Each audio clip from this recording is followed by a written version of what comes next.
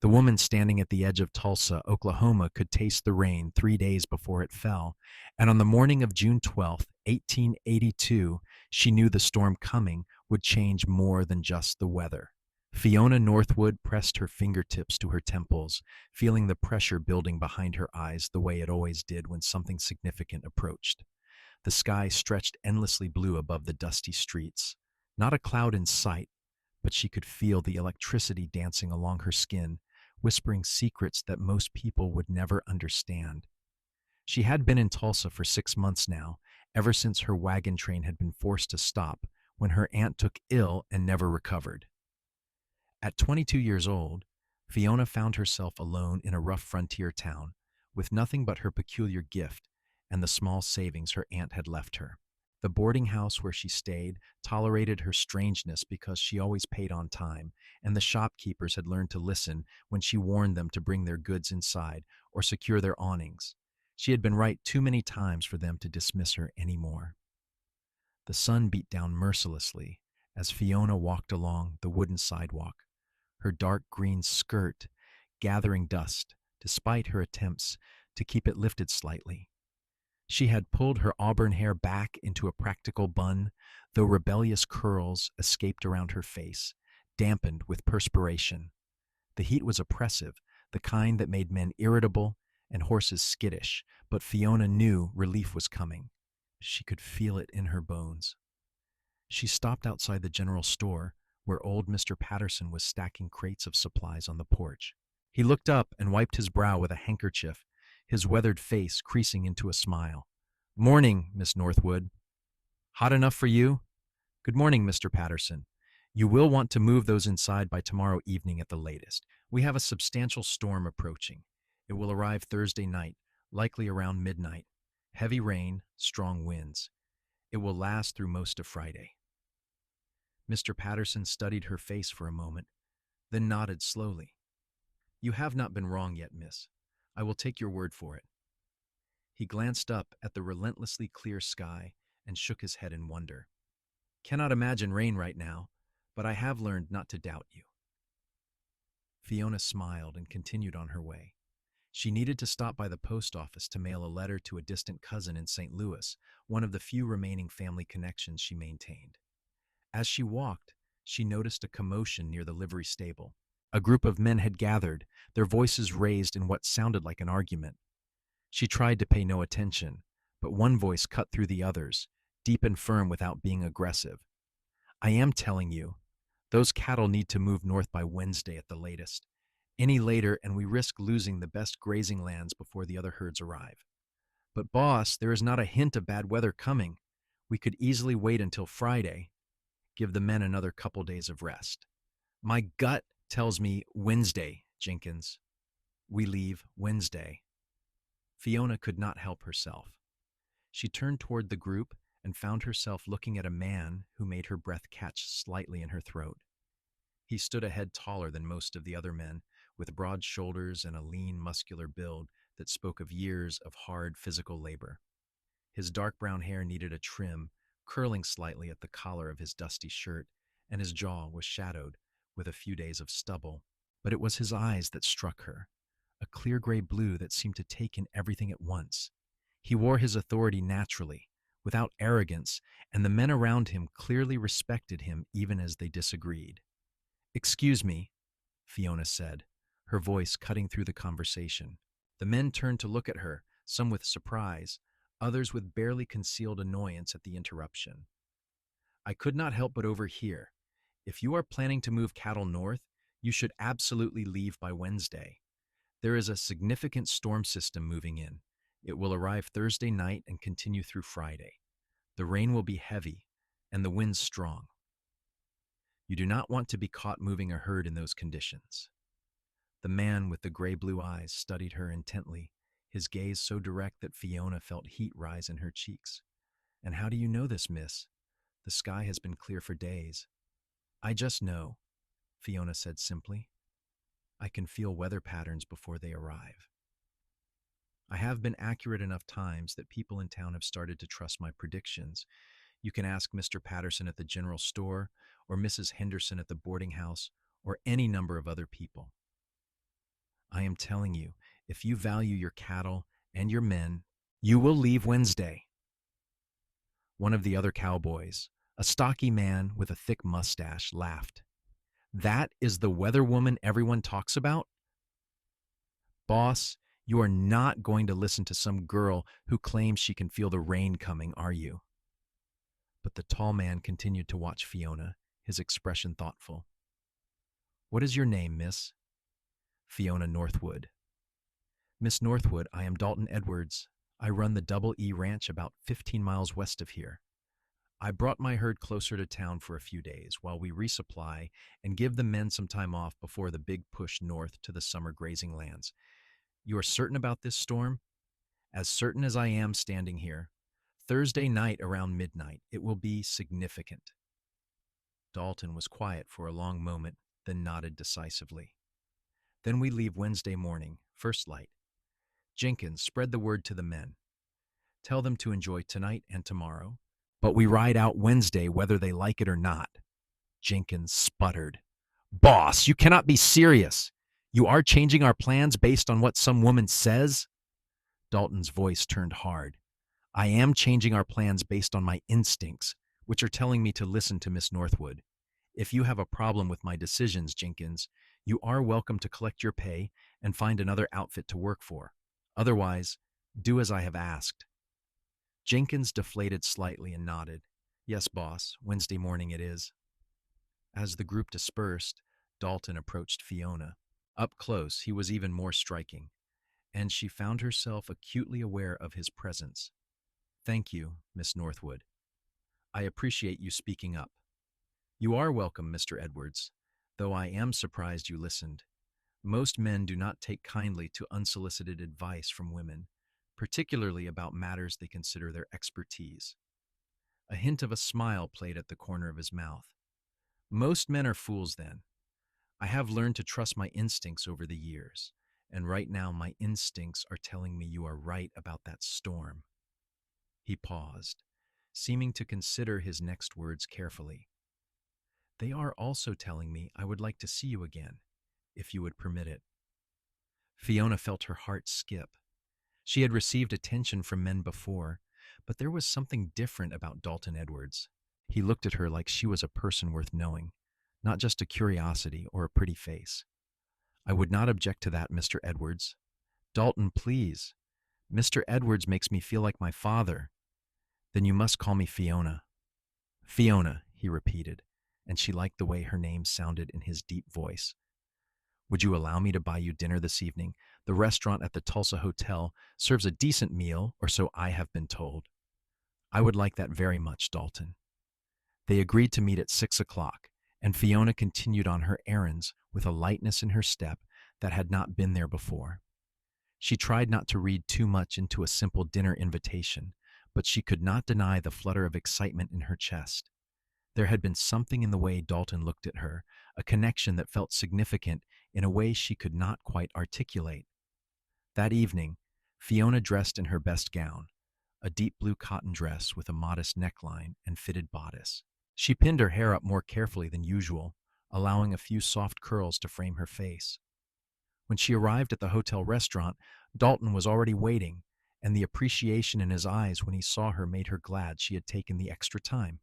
He had cleaned up as well, his hair still damp from washing, his jaw freshly shaved.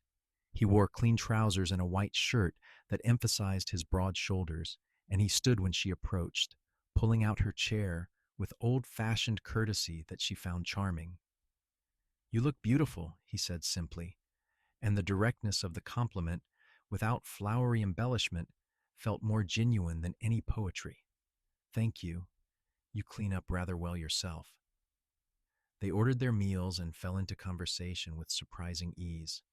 Dalton told her about his ranch, how he had started with nothing but ambition and hard work 8 years ago, slowly building the Double E into a successful operation. He spoke with passion about the land, about the satisfaction of watching his herd grow, about the challenge of reading the weather and the terrain to keep his cattle healthy and thriving. That is one reason I was so intrigued when you mentioned the storm, he said, cutting into his steak. Reading the weather is crucial in this business. I have learned to watch the sky, to notice the way animals behave, to feel changes in the air pressure. I am right more often than not, but I am not infallible.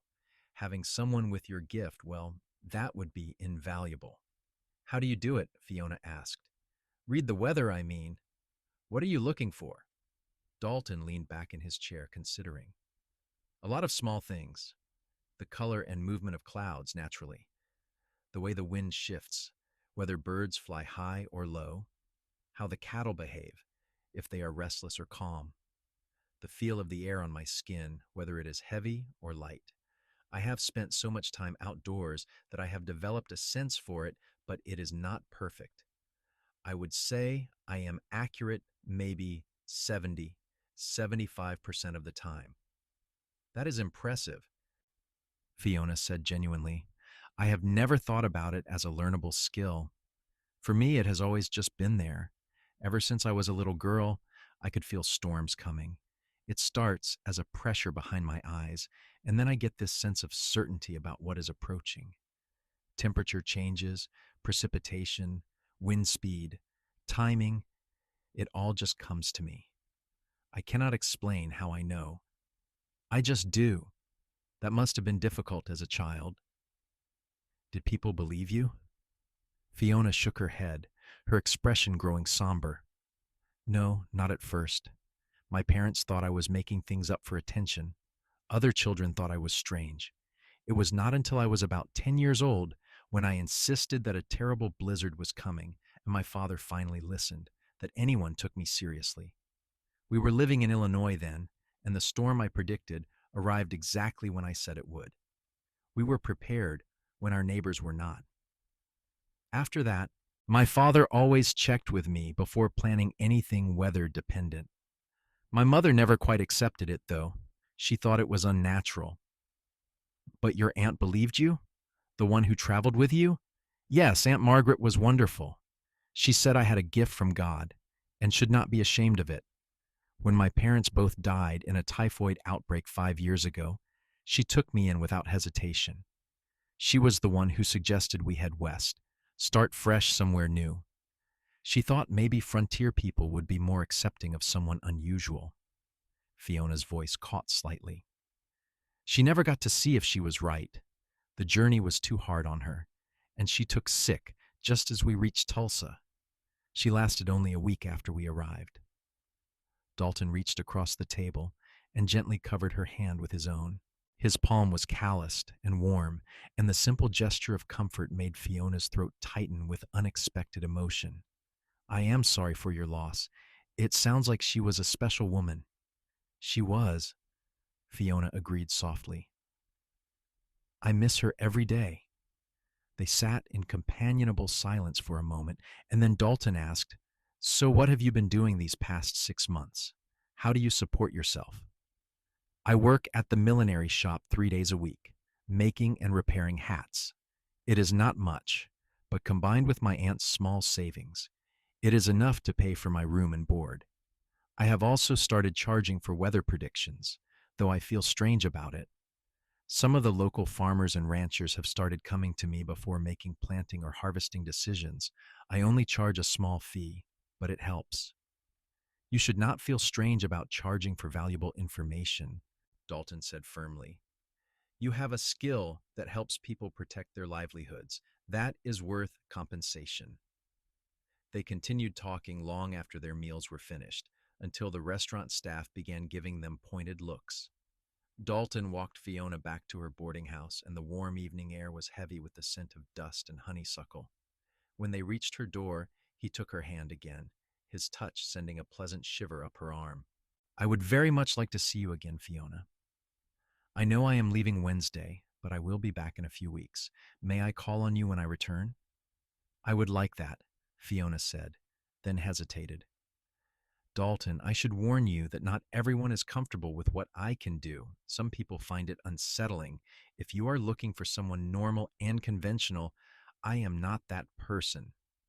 Dalton smiled, a genuine expression that reached his eyes and made him even more handsome. Fiona, I have no interest in normal and conventional. I am interested in you exactly as you are. Your gift is part of what makes you remarkable, but it is not the only thing. You are intelligent, kind, brave enough to speak your mind even when you know it might not be welcomed, and you have an inner strength that shows in everything you do. Those are the things that drew me to you. Fiona felt tears prick her eyes at his words. No one had ever spoken to her like that before, had ever made her feel so valued. Thank you, she whispered. That means more than you know. He lifted her hand and pressed a gentle kiss to her knuckles, his eyes never leaving hers. Until I return, then. Until then. Fiona watched him walk away, his tall figure gradually disappearing into the darkness. She pressed her hand to her chest, feeling her heart racing. She had not believed in love at first sight before tonight, but something had shifted inside her during those hours with Dalton Edwards. She could not call it love yet, but it was certainly the beginning of something significant. The next day, Fiona found herself constantly thinking about Dalton. She went about her usual activities, working at the millinery shop and running errands, but her mind kept drifting back to their conversation, to the way he had looked at her, to the warmth of his hand on hers. She wondered if he was thinking about her too, and if the connection she had felt was mutual, or if she was reading too much into a pleasant evening. On Wednesday morning, she rose early and walked to the edge of town, telling herself she just wanted some fresh air. But she knew she was hoping for a glimpse of Dalton and his crew as they prepared to move out. Sure enough, as the sun began to rise, painting the sky in shades of pink and gold, she saw the herd gathering in the distance. Even from far away, she could pick out Dalton's figure among the cowboys, directing the operation with calm efficiency. As if sensing her presence, he turned and looked in her direction. Even across the distance, she felt the connection between them. He raised his hand in farewell, and she waved back, watching until the herd began to move and the dust rose up to obscure her view. That day and the next passed slowly. Fiona felt the storm system drawing closer, the pressure building in her head becoming more intense. By Thursday afternoon, she could feel the electricity in the air. Even though the sky remained stubbornly clear, other people started to notice too. The animals became restless, and the wind began to pick up, carrying with it a strange heaviness. Mr. Patterson stopped by the millinery shop late Thursday afternoon. Miss Northwood, I just wanted to thank you again for the warning. I have secured everything at the store, brought all the goods inside, battened down the shutters. You still think it will hit tonight? Around midnight, Fiona confirmed. It is going to be a significant storm, Mr. Patterson. Make sure you are somewhere safe. Word had spread through town about her prediction, and by evening Fiona could see that most people had taken precautions. Shops were closed and secured, livestock had been moved to shelter, and the streets were nearly empty. She returned to the boarding house and helped Mrs. Henderson secure the shutters, then retired to her room on the second floor. She tried to read but found herself too restless. The pressure in her head was intense now, almost painful. She could feel the storm approaching like a living thing, its power building with every passing moment. Just before midnight, the first drops of rain began to fall, tentative at first, then increasing rapidly. Within minutes, the rain was coming down in sheets, driven by winds that howled around the building. Thunder crashed overhead, so loud it rattled the windows, and lightning illuminated her room in stark flashes. Fiona stood at her window, watching the storm with a mixture of awe and relief. The pressure in her head had finally released, replaced by a strange sense of peace. She had been right, as always. The storm was exactly as she had predicted, arriving precisely on schedule. She thought of Dalton and his herd, safely away from this weather, protected because he had trusted her forecast. The thought made her smile despite the violence of the storm outside. The rain continued through the night and into Friday, just as she had known it would. By Friday evening, the worst had passed, leaving behind a thoroughly soaked town and air that smelled clean and fresh. Fiona helped Mrs. Henderson assess the minor damage to the boarding house, a few loose shingles, and a broken shutter that could easily be repaired. Overall, Tulsa had weathered the storm well, thanks in large part to the advance warning she had provided. Over the following days, Fiona found herself the object of even more attention than before. People who had previously been skeptical now sought her out, wanting to know about future weather patterns. She tried to be helpful, sharing what she could sense about the coming weeks, but she found the constant attention exhausting. She was not used to being the center of so much focus, and she longed for Dalton's return, for someone who saw her as more than just a weather predictor. 3 weeks passed before she saw him again. She was walking back from the post office one afternoon when she heard her name called. She turned, and there he was, riding down the main street on a magnificent bay horse, his face breaking into a wide smile when he saw her. He dismounted with easy grace and walked toward her, and Fiona felt her heart leap at the sight of him. "Fiona," he said warmly, "I was hoping I would find you. I just got back into town an hour ago." "Dalton, welcome back. How did the cattle drive go?" "Perfectly, thanks to you. We made it to the grazing lands with plenty of time to spare, and the herd is settled in nicely. You were absolutely right about that storm. We could see it in the distance as we traveled north. If we had waited even one more day, like Jenkins wanted, we would have been caught in the worst of it. Several other outfits were not so fortunate. I heard reports of cattle scattered for miles, equipment damaged, men injured. Your warning likely saved my entire operation." "I am so glad you listened," Fiona said genuinely. "I will always listen to you," Dalton said seriously. "In fact, I have a proposition for you, if you will hear me out." "Of course." He glanced around at the busy street, then said, "Could we talk somewhere more private? Perhaps take a walk?" They walked to the edge of town, where the buildings gave way to open prairie. The grass was green from the recent rain, and wildflowers dotted the landscape in cheerful bursts of color. Dalton seemed to be gathering his thoughts, and Fiona waited patiently, curious about what he wanted to propose. Finally, he turned to face her. "Fiona, these past 3 weeks, I have not been able to stop thinking about you. Not just about your gift, though that is remarkable, but about you as a person. Our dinner together was the best evening I have had in years, and I found myself wishing I could turn the herd around and come right back to Tulsa just to see you again." Fiona's breath caught. "I have been thinking about you too, constantly, if I am being honest." "Then I hope what I am about to ask does not seem too forward. I want to court you properly, Fiona. I want to spend time getting to know you better, and I want you to know me. But there is more. I have been thinking about what you said, about how you charge farmers and ranchers for weather predictions. I would like to hire you as a permanent consultant for the Double E Ranch." "Hire me?" Fiona repeated, surprised. "Yes, having accurate weather predictions is invaluable in the ranching business. Knowing when to move cattle, when to expect rain or drought, when storms are coming, all of that directly impacts my success or failure. I would pay you a monthly salary to provide me with regular forecasts and to be available for consultations when needed. It would give you financial security and allow you to quit the millinery shop if you wanted. Focus entirely on what you do best." Fiona stared at him, her mind racing. It was a generous offer, almost too generous. "Dalton, are you offering me this job because you genuinely think it would benefit your ranch, or because you feel sorry for me and want to help?"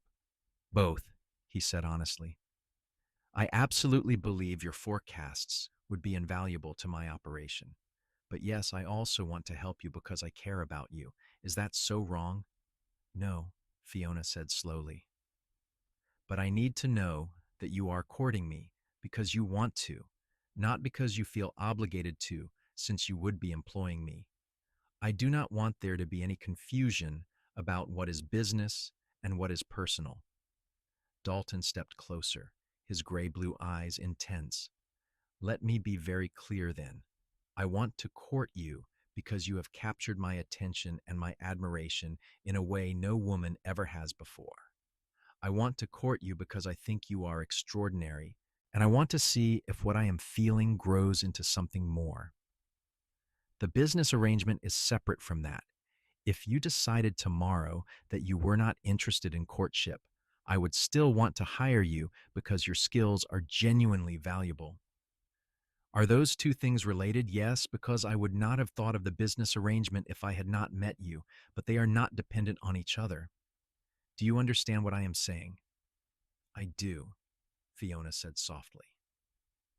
And my answer is yes. Yes to the job and yes to courtship. But Dalton, you need to understand that being with me will not be easy. My gift sets me apart, and not everyone is comfortable with that. There will be people who think I am strange or worse. Are you prepared for that? I do not care what other people think, Dalton said firmly. And anyone who cannot see how special you are is not worth my time or concern. He reached out and gently cupped her face, his thumb brushing her cheek. May I kiss you? Fiona? She nodded, unable to speak, and he leaned down to press his lips to hers. The kiss was gentle at first, tentative, but when Fiona responded, it deepened. She felt like lightning was running through her veins, more powerful than any storm she had ever sensed. When they finally pulled apart, they were both breathing hard, and Dalton rested his forehead against hers. I have wanted to do that since the moment I first saw you, he whispered. I am very glad you did, Fiona whispered back. Over the following weeks, Dalton courted Fiona with an intensity and sincerity that left her breathless. He came to town every few days, always bringing her small gifts, wildflowers picked from the prairie, a book of poetry he thought she might enjoy, a beautiful shawl in deep green that matched her eyes. They went on long walks, had picnics by the creek, and spent hours talking about everything and nothing. Dalton told her about his childhood in Texas, how his father had been a hard man who valued work above all else. He spoke about leaving home at 16 to make his own way, working as a cowboy on various ranches until he had saved enough to start his own operation. He described the pride he felt in building something from nothing, the satisfaction of seeing his hard work pay off. Fiona shared her own stories about growing up always feeling different, about the joy of having her aunt believe in her, about the loneliness of the past 6 months in Tulsa. She told him about the strange beauty of sensing weather patterns, how it felt like being connected to something vast and powerful, how sometimes the intensity of it was overwhelming. I wish I could experience what you do, Dalton said one afternoon as they sat by the creek, watching the water flow past. It must be remarkable feeling that connection to nature. It is, Fiona agreed. But it can also be isolating. I am always aware of things other people cannot sense. It is like I am living in a slightly different world than everyone else. Not anymore, Dalton said, taking her hand. You have me now, and I may not sense weather the way you do, but I understand the importance of it. I respect your gift, Fiona. I value it, and I value you. She leaned her head on his shoulder, feeling more content than she had in years. You have no idea how much that means to me. As their relationship deepened, Fiona began providing regular weather forecasts for the Double E Ranch. Dalton had given her a beautiful journal with a leather cover, and she recorded her predictions there, along with notes about patterns she sensed. Dalton visited her at least twice a week to review the forecasts and discuss ranch operations. She found that she enjoyed the work immensely. It gave her a sense of purpose and allowed her to use her gift in a way that felt meaningful. One evening in late July, Dalton took her to dinner again at the hotel restaurant. They had just finished their meal when he cleared his throat nervously, a gesture so unlike his usual confident demeanor that Fiona looked at him with concern. Is something wrong? No, nothing is wrong. I have just been thinking about something, and I am not sure how you will react. He paused, then plunged ahead. Fiona, we have been courting for 2 months now, and every day I spend with you confirms what I suspected from the beginning. You are the woman I want to spend my life with. I know it is too soon to propose properly, but I want you to know my intentions.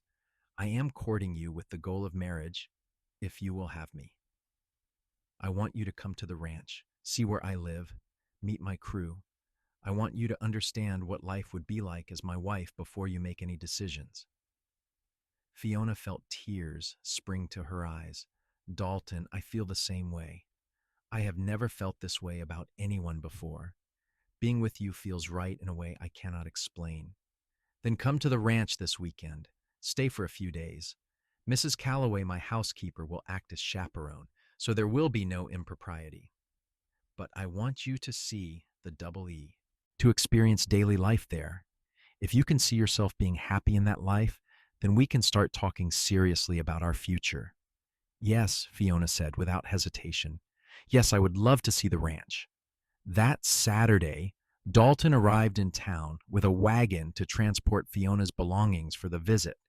Mrs. Henderson had been delighted when Fiona told her about the invitation, declaring that she had known from the start that Dalton Edwards was a good man and that Fiona deserved happiness. She had helped Fiona pack her nicest dresses and had given her a long talk about what to expect as a ranch wife, having grown up on a ranch herself. The 15-mile journey to the Double E took most of the morning. Fiona sat beside Dalton on the wagon seat, watching the landscape unfold around them. The prairie stretched endlessly, broken occasionally by stands of trees or rock outcroppings. In the distance, she could see cattle grazing, their forms dark against the golden grass. "It is beautiful," she said softly. "It is home," Dalton replied. "I never get tired of this view." As they crested a small rise, Fiona saw the ranch buildings spread out below them. The main house was larger than she had expected, a sturdy two-story structure with a wide porch wrapped around the front and sides. Nearby stood a barn, a bunkhouse, several corrals, and various outbuildings. Everything looked well-maintained and prosperous. "You have built something impressive here," Fiona said. "We have worked hard," Dalton said, pride evident in his voice. "Every building, every fence, every head of cattle represents years of effort. But it is not complete yet. There is still so much I want to do, so much potential. Having your weather predictions will help tremendously. But more than that, I want someone to share this with. Building the Double E has been satisfying, but it would mean so much more if I had a partner, someone who understood what I am trying to create." They pulled up in front of the house, and a plump woman with graying hair came out onto the porch, wiping her hands on her apron. "Mr. Edwards, welcome back. And this must be Miss Northwood. We have heard so much about you." "Fiona, this is Mrs. Calloway. She keeps this place running smoothly and makes sure I actually eat proper meals instead of just beef and beans." "Mrs." Calloway laughed. "Someone has to look after him. Come in, dear, come in. I have prepared the guest room for you, and there is lunch ready whenever you are hungry." The interior of the house surprised Fiona. She had expected something rough and masculine, but while the furniture was solid and practical, there were also touches of comfort. Cushions on the chairs, curtains at the windows, a beautiful rug in the main room. A stone fireplace dominated one wall, and bookshelves lined another, filled with volumes on ranching, weather, history, and classic literature. "You are a reader," Fiona observed, running her fingers along the spines. "When I have time," Dalton said. "Winter evenings get long. Books help pass the hours." Mrs. Calloway showed Fiona to the guest room, a pleasant space with a comfortable bed, a washstand, and windows that looked out over the prairie. "If you need anything at all, dear, you just let me know. Mr. Edwards is a good man, one of the best I have known. He deserves a good woman, and from what he has told me, you might just be that woman." Fiona blushed. "He is pretty remarkable, is he not?" "That he is. Now freshen up and come down for lunch when you are ready." The rest of the day passed in a pleasant blur. After lunch, Dalton took Fiona on a tour of the ranch, introducing her to his crew of cowboys. They were a rough but friendly bunch, clearly devoted to their boss. Jenkins, the stocky man who had argued about the storm timing, apologized to Fiona for doubting her. "You saved our hides, madam. I was wrong to dismiss what you said, and I am man enough to admit it." "I appreciate that, Mr. Jenkins. No hard feelings." Dalton showed her the barn, where several beautiful horses were stabled. "Do you ride?" he asked. "A little, though I am not very experienced." "I will teach you. A ranch wife needs to be comfortable on horseback. The casual reference to her as a ranch wife made Fiona's heart skip, but she simply smiled and let him show her the gentle mare he thought would be perfect for her to learn on. That evening, they sat on the porch as the sun set, painting the sky in brilliant shades of orange and purple. Mrs. Calloway had tactfully retired inside after dinner, giving them privacy while still serving as an appropriate chaperone. Dalton held Fiona's hand, his thumb tracing gentle circles on her palm. "What do you think?" he asked. "Can you see yourself here?" Fiona looked out at the prairie, feeling the vastness of the land, the potential in it. She thought about the life Dalton was offering, the partnership he wanted to create. It would be different from anything she had known, but it felt right. More than that, being with Dalton felt right. In the 2 months they had been courting, he had never once made her feel strange or uncomfortable about her gift. He valued her opinion, respected her intelligence, and treated her as an equal. She had never expected to find someone who would accept all of her, but here he was, offering her exactly that. "Yes," she said softly. "I can see myself here. With you." Dalton turned to face her, his expression serious. "Fiona, I know I said it was too soon to propose properly, but I cannot wait any longer. I love you. I have loved you from almost the first moment I saw you, and every day since has only confirmed it. You are brilliant and brave and beautiful, and I want to spend the rest of my life with you. Will you marry me?" Tears streamed down Fiona's face as she nodded. "Yes, Dalton. Yes, I will marry you. I love you too. So much it sometimes scares me." He pulled her into his arms, kissing her with a passion that left them both shaking.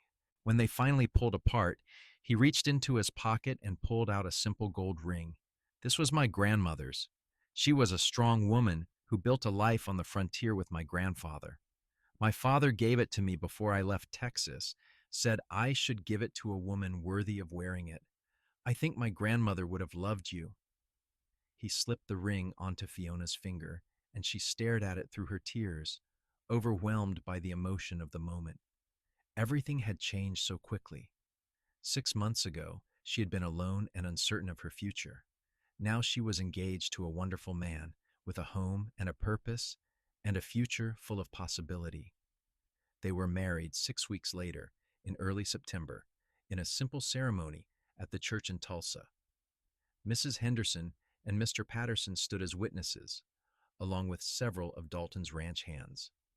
Fiona wore a dress of ivory silk that Mrs. Henderson had helped her make, and she carried a bouquet of prairie wildflowers.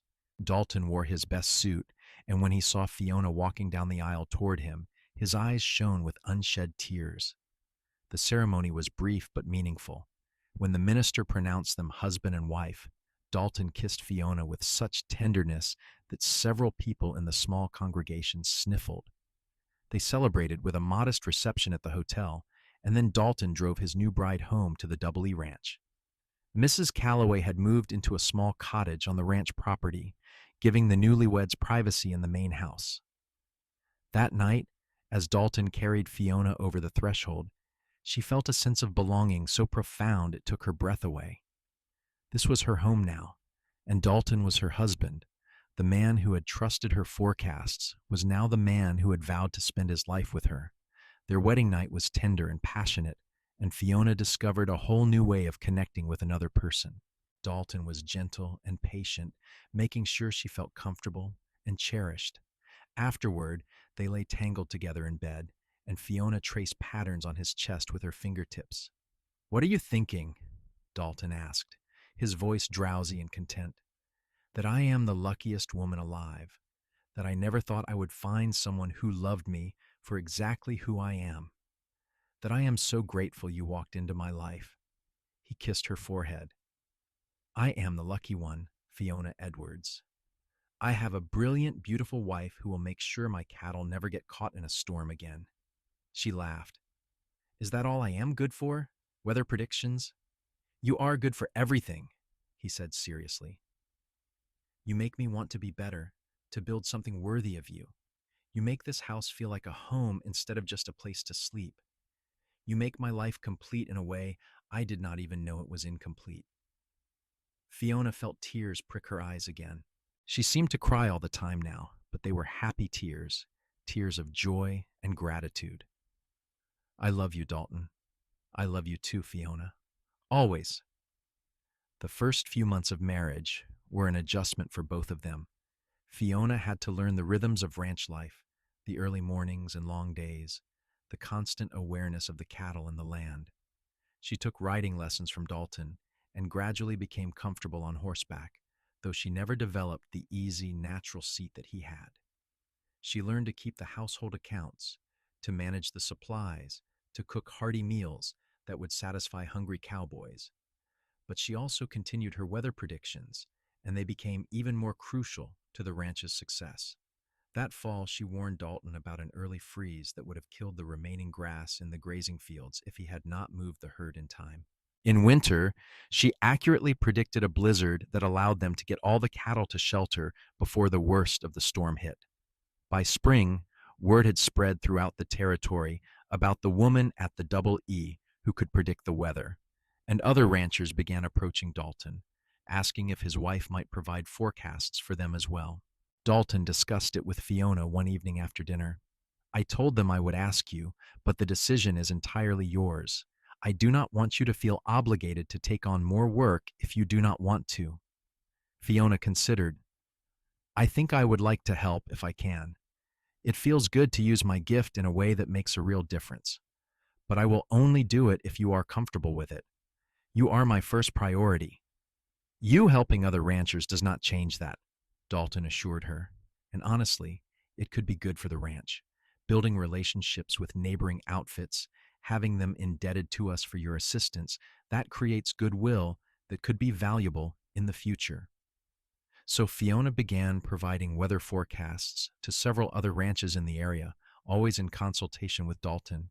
She charged fair prices, and the money went into the ranch's savings.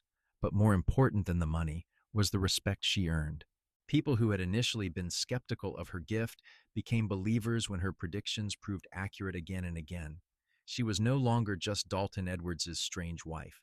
She was Fiona Edwards, the weather woman, and she had carved out a place of respect and value in the community. By their first anniversary, the Double E Ranch was more prosperous than it had ever been. Dalton credited much of that success to Fiona's forecasts, which had helped him make better decisions about when to move cattle, when to plant hay, when to repair buildings before storms hit. But Fiona knew it was more than just her predictions.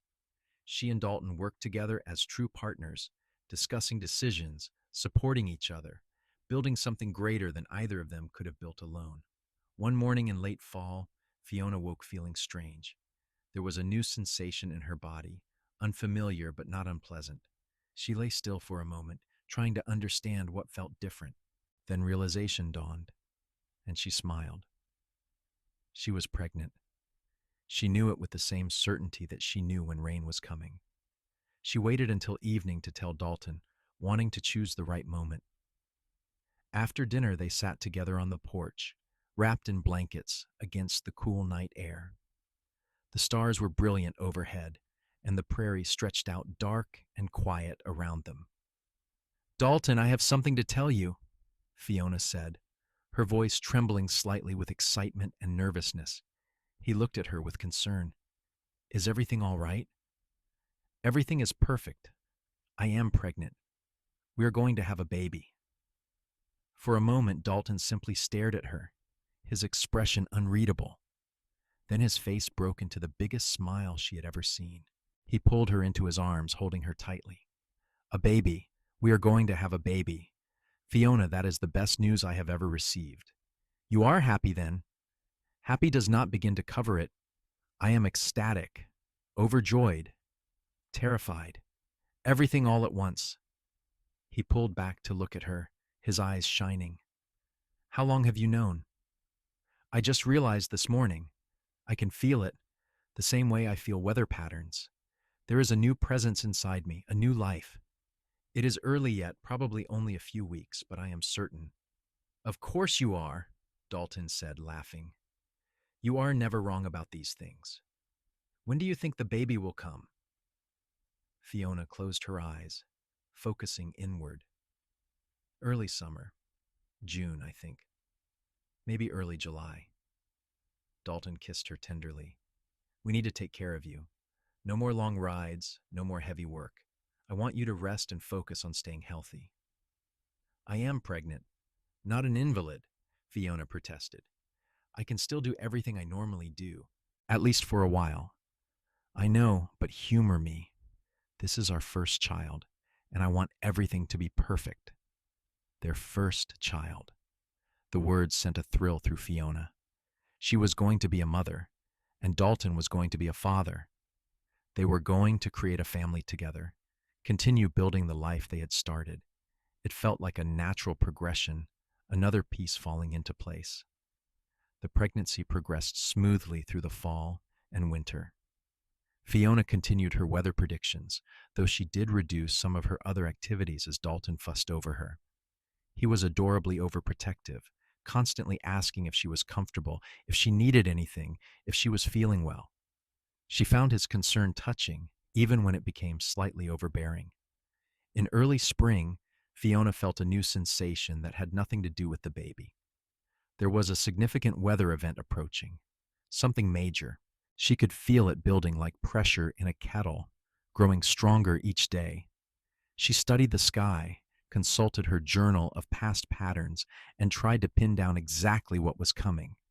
2 weeks before her prediction, she told Dalton, "There is a major storm system approaching. It is going to be significant, possibly the worst I have ever sensed.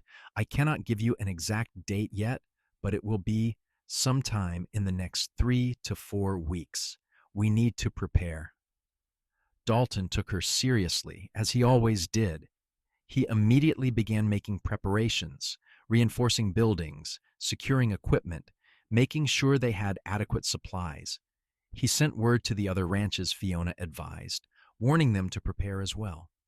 Everyone trusted her forecasts by now, so they all began taking precautions. 10 days before the storm was due to arrive, Fiona went into labor. It was earlier than she had predicted, but babies had their own schedules.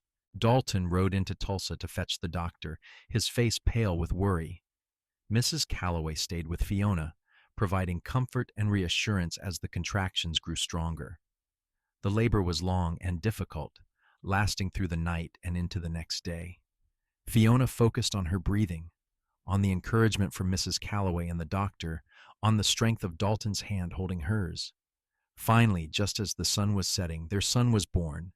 The baby was small but healthy, with a powerful set of lungs that he demonstrated immediately. Dalton held his son for the first time with tears streaming down his face, and Fiona watched through her own tears, overwhelmed by the love she felt for both of them. "What should we name him?" Dalton asked, his voice hoarse with emotion. "I was thinking Daniel," Fiona said softly. "Daniel Edwards. It means God is my judge. I want him to grow up knowing that the ultimate measure of his worth is not what others think, but what he knows to be true in his heart." "Daniel Edwards," Dalton repeated. "It is perfect. He is perfect." They had only a week to bond with their newborn son before the storm arrived. Fiona had pinpointed the timing exactly. It would hit on the evening of June 5th, 1884. The days leading up to it were tense, with everyone on the ranch preparing as best they could. Dalton wanted to send Fiona and Daniel to town, thinking they would be safer there, but Fiona refused. "The house is solid," she said firmly. "We are safer here than we would be trying to travel with a newborn. Besides, I need to monitor the storm's progression. I might be able to provide last-minute updates that could help people prepare better." Reluctantly, Dalton agreed. On the afternoon of June 5th, the sky began to change. Dark clouds rolled in from the west, moving faster than seemed natural. The air grew heavy and still, and an eerie greenish tint colored everything. The cattle became restless, and birds flew in agitated circles before disappearing. By evening, the storm was upon them. It started with wind, powerful gusts that shook the house and sent debris flying. Then came the rain, so heavy it was like standing under a waterfall. Thunder crashed continuously, and lightning lit up the sky in constant, brilliant flashes. The storm was so intense that conversation became impossible. Fiona held baby Daniel close, singing to him softly to keep him calm, while Dalton paced the house, checking windows and doors, making sure everything was secure. The worst of it lasted for hours. At one point, they heard a tremendous crash and felt the house shudder. Dalton went to investigate and returned with a grim expression. Part of the barn roof is gone. I need to check on the horses, make sure they are all right. It is too dangerous, Fiona protested. I have to go. They are frightened, and if they panic, they could hurt themselves. Before Fiona could argue further, Dalton grabbed his coat and headed out into the storm. Fiona waited anxiously, clutching Daniel, praying that Dalton would return safely.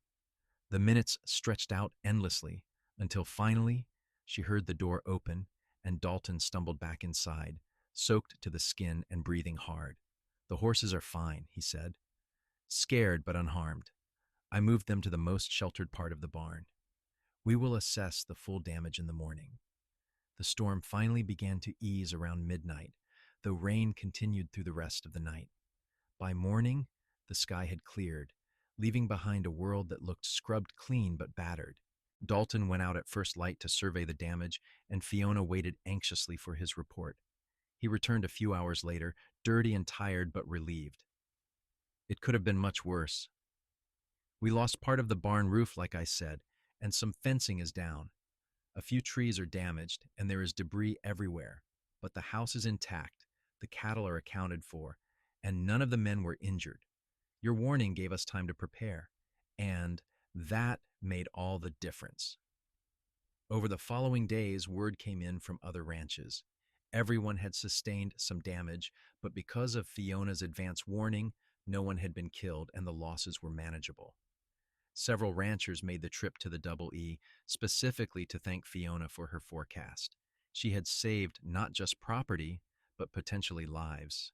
You are a hero, Dalton told her that night as they lay in bed, Daniel sleeping peacefully in his cradle beside them. I just did what I always do, Fiona protested. Exactly. You used your gift to help people, and they will remember that. Our son is going to grow up knowing that his mother is someone special, someone who makes a real difference in the world. As the months and years passed, life at the Double E settled into a comfortable rhythm. Daniel grew into a happy, healthy boy with his father's gray-blue eyes and his mother's auburn hair. When he was 3 years old, Fiona gave birth to a daughter they named Diana, a beautiful baby with Dalton's dark hair and Fiona's green eyes. 2 years after that came another son, David, who seemed to inherit his mother's weather sensitivity, often becoming fussy before storms arrived.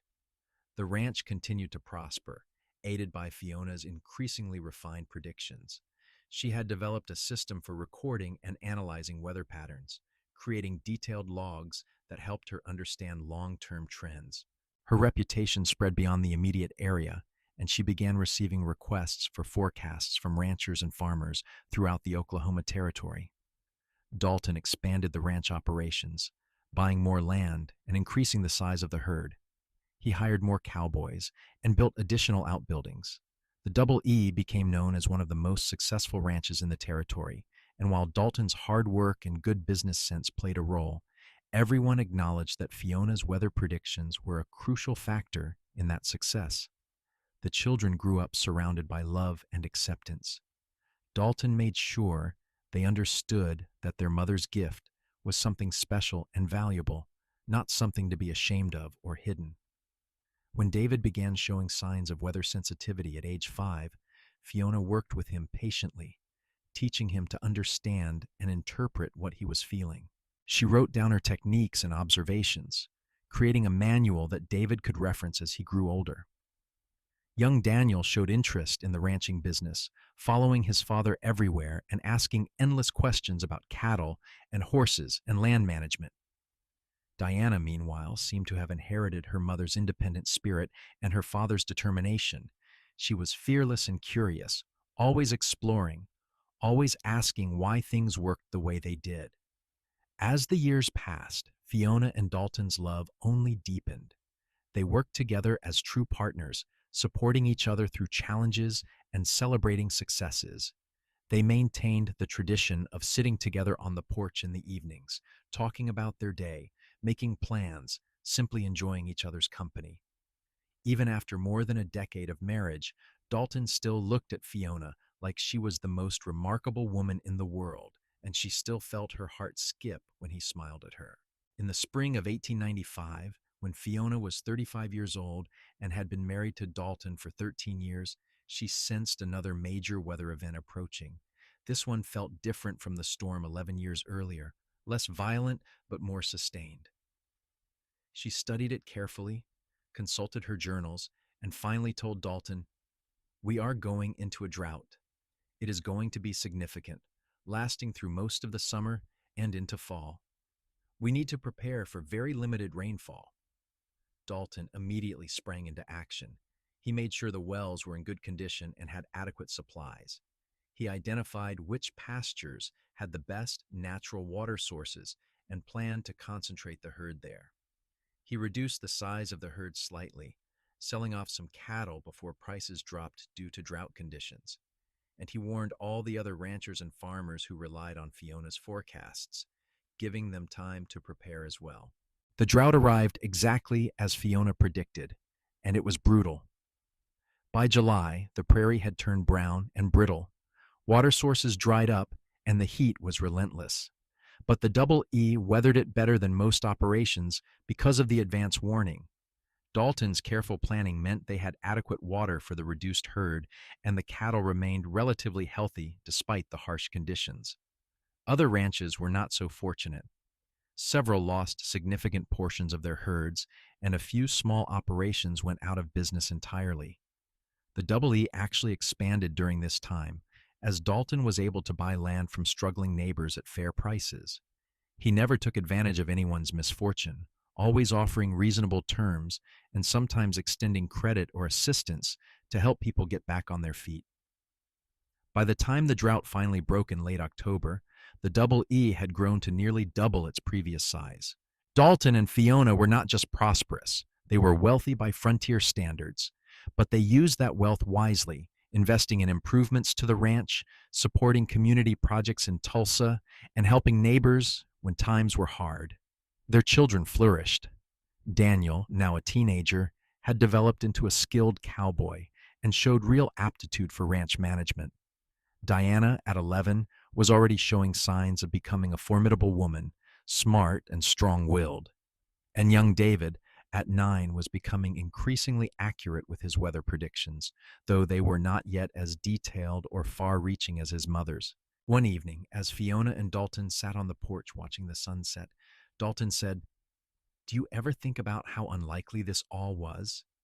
That day when you warned me about the storm, if I had not listened, if I had dismissed you like Jenkins wanted me to, we might never have gotten to know each other." "But you did listen," Fiona said, squeezing his hand.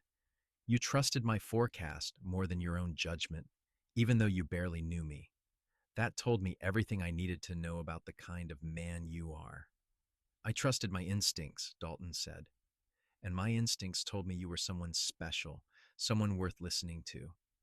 They also told me you were going to be important in my life, though I had no idea just how important. Do you ever regret it? Marrying someone so unusual? Dealing with the attention and the strangeness that comes with my gift?"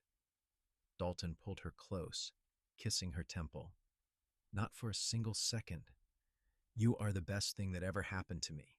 Fiona, you made my life complete in ways I did not even know were possible. I love you more today than I did the day we married, and I will love you more tomorrow than I do today." Fiona felt the familiar prick of happy tears. After all these years, Dalton could still move her to tears with his words. "I love you too, Dalton. Forever." They sat together in comfortable silence, watching as the stars began to appear in the darkening sky. The prairie stretched out around them, vast and beautiful, the land they had built their life on. Inside the house, they could hear the children's voices laughing and talking. It was a good life, a life filled with love and purpose and meaning. As the years continued to pass, the Edwards family became an integral part of the Oklahoma Territory community. When Oklahoma achieved statehood in 1907, Dalton was asked to serve in various civic capacities, representing the interests of ranchers and rural communities. He always declined positions that would take him away from the ranch for extended periods, but he did serve on local boards and commissions, working to improve infrastructure and support economic development. Fiona's reputation as a weather predictor spread far beyond the immediate area. Scientists from back east heard about her and came to study her, trying to understand how she could sense weather patterns with such accuracy. She patiently answered their questions and allowed them to observe her methods, though she could never fully explain the source of her gift. The scientists published papers about her abilities, and she became something of a celebrity in meteorological circles. But fame never changed who Fiona was at her core. She remained grounded and focused on what mattered most: her family, her community, and using her gift to help people. She continued to provide weather forecasts, though as she got older, she gradually transitioned more of that responsibility to David, whose abilities had matured to rival her own. Daniel took over much of the day-to-day management of the ranch as Dalton entered his 50s, though Dalton remained actively involved in major decisions. Daniel proved to be a capable and fair-minded manager, and he eventually married a local school teacher named Sarah. They gave Fiona and Dalton their first grandchild in 1905, a granddaughter they named Fiona Margaret, after Fiona and her beloved aunt. Diana grew into a remarkable woman who defied all conventional expectations. She went east to attend college, one of the first women from the Oklahoma Territory to do so, and returned with a degree in agricultural science. She used that education to help modernize farming and ranching practices throughout the region, writing articles and giving lectures. She eventually married a fellow scientist, and together they conducted groundbreaking research on drought-resistant crops. David stayed on the ranch, working alongside his brother, but focusing primarily on weather prediction and environmental observation.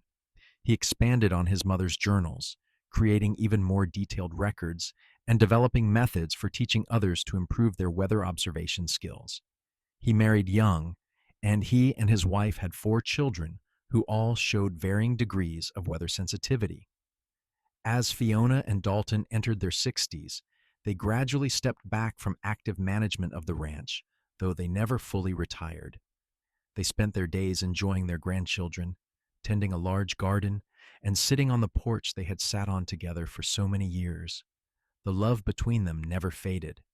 If anything, it grew stronger with time, deepened by decades of shared experiences, challenges overcome, and joys celebrated. On a warm evening in June of 1918, Fiona and Dalton sat together on their porch, celebrating their 30th wedding anniversary. Their children and grandchildren had gathered for a party earlier in the day, but now it was just the 2 of them, watching the sun set over the prairie they had called home for so long. 30 years, Dalton mused. It seems like yesterday and a lifetime ago, all at once. I know what you mean, Fiona said. Sometimes I still feel like that young woman who warned you about a storm, nervous and uncertain about what the future held. And then I look at everything we have built together, all the lives we have touched, and I can hardly believe it is real. It is real, Dalton assured her. Every bit of it. We built something remarkable, Fiona. Not just the ranch, though that is significant. We built a family, a legacy. Our children and grandchildren will carry on what we started, using your gift to help others, treating the land with respect, valuing integrity and hard work. We did it together, Fiona emphasized. I could never have done any of this without you. You gave me a place to belong, a purpose, a family. You loved me when I did not think anyone could. You trusted me when others doubted. You built your entire life around honoring and supporting my gift instead of trying to suppress or control it. Dalton took her hand, his grip still strong despite his age. And you gave me everything I needed to be truly happy. A partnership, a purpose beyond just building wealth, a family to share it all with. You made me a better man, Fiona. Every day with you has been a gift. They sat in comfortable silence for a while, listening to the evening sounds of the prairie, birds settling in for the night, cattle lowing in the distance, the whisper of wind through the grass. The sky was clear, and Fiona knew the weather would be perfect for the next several days. No storms approaching, no dramatic changes, just peaceful, beautiful early summer weather. Can you sense anything else? Dalton asked suddenly. Beyond weather, I mean. Can you sense the future in other ways? Fiona considered the question carefully. Sometimes I think I can sense significance, if that makes sense. I felt it the day I met you, like something important was happening. I felt it when each of our children was born and when our grandchildren arrived. I cannot predict specific events, but I can sometimes feel when something meaningful is approaching. And now? What do you sense now? Fiona closed her eyes, reaching out with that part of herself that connected to something larger. I sense peace, contentment, a sense of completion. We have lived good lives, Dalton. We have loved well and been loved in return. We have left the world better than we found it. Whatever comes next, we can face it knowing we did what we set out to do. That is all I could ask for, Dalton said softly. They sat together as the stars emerged, countless bright points in the darkening sky. After a while, Dalton stood and held out his hand. Dance with me? Fiona laughed. There is no music. We do not need music. We never have. She took his hand and let him pull her to her feet. They moved together slowly, swaying gently in the quiet evening. Dalton hummed softly, a melody Fiona recognized as the song that had been playing at their wedding reception 30 years earlier. She rested her head against his shoulder, breathing in the familiar scent of him, feeling the steady beat of his heart. I love you, Fiona Edwards, Dalton whispered. I have loved you from the moment I first saw you, and I will love you until my last breath and beyond. I love you too, Dalton Edwards, forever and always. They continued to sway together as the night deepened around them, two souls who had found each other against all odds and built a life more beautiful than either had dared to imagine. The woman who could predict the weather and the cowboy who had trusted her forecasts had created something far more valuable than accurate weather predictions. They had created a love story for the ages, a partnership that had enriched countless lives, and a legacy that would endure long after they were gone. Years continued to pass, and the Double E Ranch remained prosperous under Daniel's capable management. Fiona and Dalton became the beloved patriarch and matriarch of a large, sprawling family. They watched their grandchildren grow and eventually welcomed great-grandchildren into the world. Through it all, they remained devoted to each other, still sitting together on the porch every evening when weather permitted, still holding hands, still finding joy in each other's company. Dalton passed away peacefully in his sleep in the winter of 1925 at the age of 70. Fiona held his hand as he took his last breath, and though her heart broke, she found comfort in the knowledge that they had shared 43 years of marriage filled with love and purpose.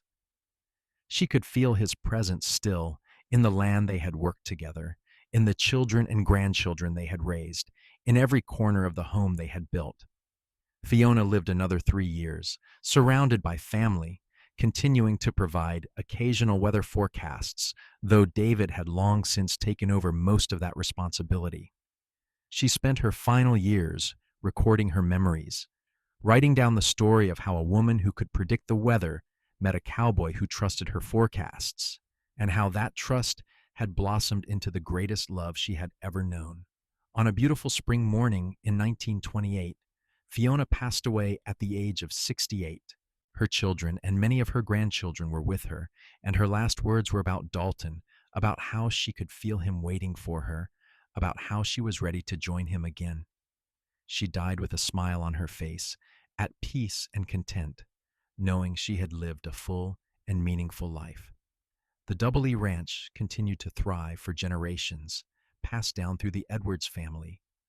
David's descendants inherited the weather sensitivity, and they continued to provide forecasts to the community, though modern meteorology eventually made their services less essential. But the family never forgot their origins, never forgot the remarkable woman who could predict the weather and the cowboy who had valued her gift enough to build his entire life around supporting it. The story of Fiona and Dalton Edwards became a beloved family legend, told and retold to each new generation. It was a story of love and trust, of using unique gifts to help others, of building something lasting and meaningful. It was a reminder that the best partnerships are built on mutual respect, that true love accepts and celebrates differences rather than trying to change them, and that trust, once given and honored, can form the foundation of something truly extraordinary. And on clear evenings, when the sky stretched endlessly overhead and the prairie wind whispered through the grass, people said you could sometimes see two figures sitting together on the porch of the old Edwards ranch house.